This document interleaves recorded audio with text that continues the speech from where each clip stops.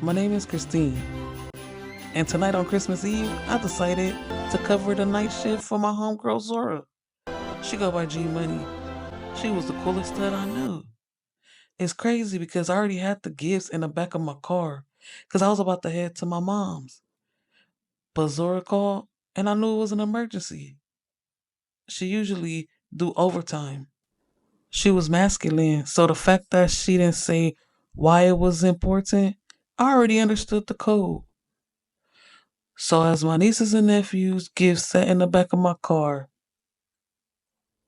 I said Merry Christmas, Zora, and I hope you enjoy time with your family. Cause that's what you do when you care about somebody. And besides, she'll come through for me at work or not at work. And I can't lie. I'm not gay, but I thought she was cute. And she treated me like a woman. A side of me says that I did it because it was the right thing to do. But the other side of me knew it was because I thought she was cute. I mean, if she would have asked me out, I might just say yes. I never had a girlfriend before, but with her, I was kind of curious. But anyway, the snow was coming in. It was cold. I wonder if Zora ever thought about me. Tonight, I was on fire watch and I conducted my first patrol. I sat in the car and conducted my next patrol. I had to do it every 30 minutes. It felt like a breeze. It was super cold. And good thing I brought the proper jacket and my beanie, cause sometimes the air make my scalp dry. Tonight definitely was going to be an easy shift. All I had to do was watch the equipment and make sure the trees didn't catch on fire. Somehow I ran into some dude that was sitting in the back behind the trees, and I asked him what was he doing here, and he told me that he had lost his phone and he didn't know what to do. He just came from out of town. With it being Christmas Eve, I was in a Christmas spirit.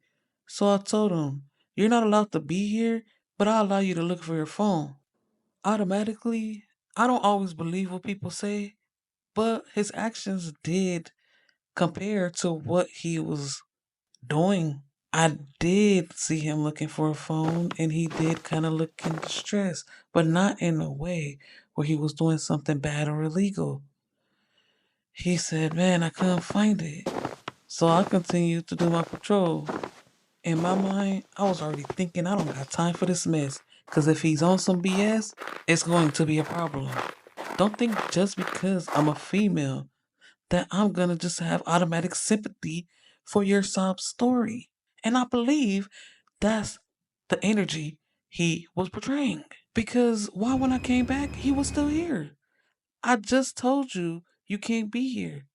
And then he trying to plead and say, well, the hotel down the street, they didn't have enough rooms. Can you at least let me use your phone so I can call someone to help me? Or better yet, can you please look up nearby hotels? It's Christmas Eve.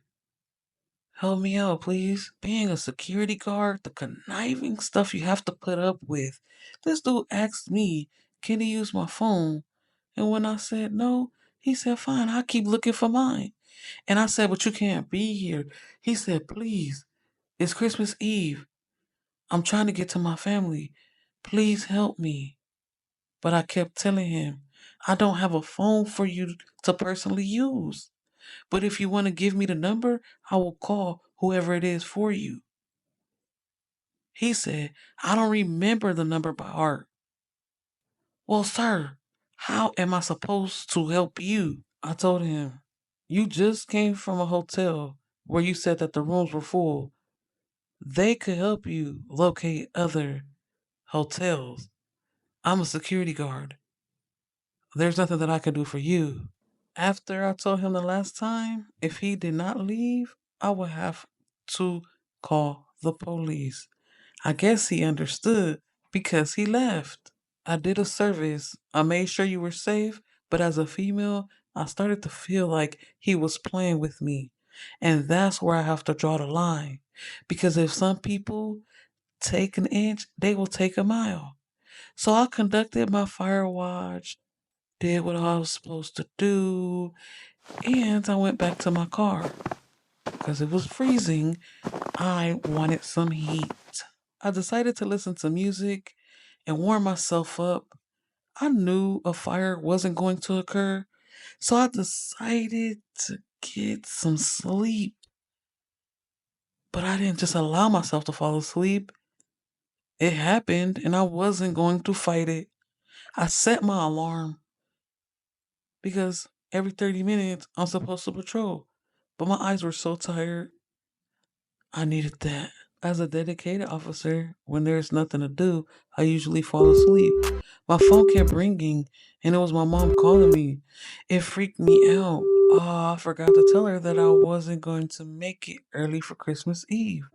I checked the radio, everything was fine. I can't believe I fell asleep that deep. I checked the gifts in the back seat. My phone was in the same place that I left it, so I should have been fine. Sometimes I hate night shift because I start freaking myself out. And while I was asleep, I thought I ran into the guy again, but I didn't. When I woke up, it was just a dream. He was so creepy that I don't know. I just thought he would return, but he didn't. In my dream, I felt like he was watching me. In all honesty, I was kind of disappointed in myself that I had a mini altercation with someone who wouldn't leave the premises and I fell asleep. Nora worked here for over a year and it's been smooth sailing for her. So I just knew that I would be safe. But it's still the eerie feeling of somebody watching.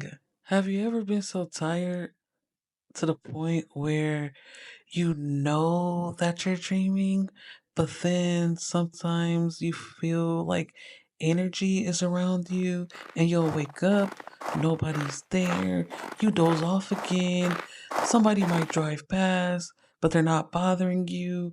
It's just an overstimulated sleep because you're still on guard, but you're tired. You can still hear your light sleeping, but your eyes are deeply tired.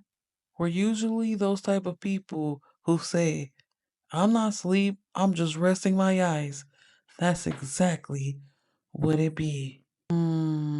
Something felt eerie, and I was getting the urge to call my mom back to let her know that I'll be there early in the AM and I had all the gifts. As my head was spinning and I was trying to regain my energy to go on another patrol, I realized something. When I dozed off, I didn't leave my messages open. But when I looked at it, there was a text message that said LOL, and the name was Let Me Catch You Sleep Again. I can't even call the cops. Indeed, that was the last time I ever slept at work again. I'm not taking any chances, and I advise you don't either.